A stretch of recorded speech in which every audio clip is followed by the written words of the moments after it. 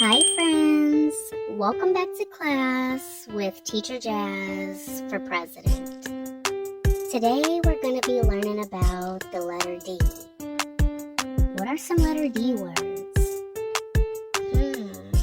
Well, let's see. D is for drip. D is for dog. D is for do. D is for draw. D is for did. D is for duck. D is for don't.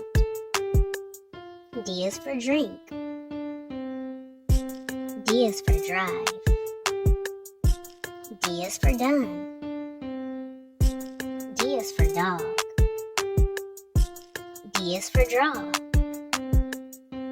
D is for don't. D is for drink. D is for drive. D is for done. D is for drip. D is for do.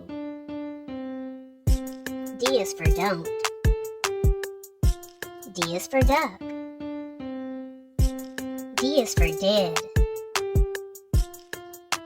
D is for do. D is for draw. That's all.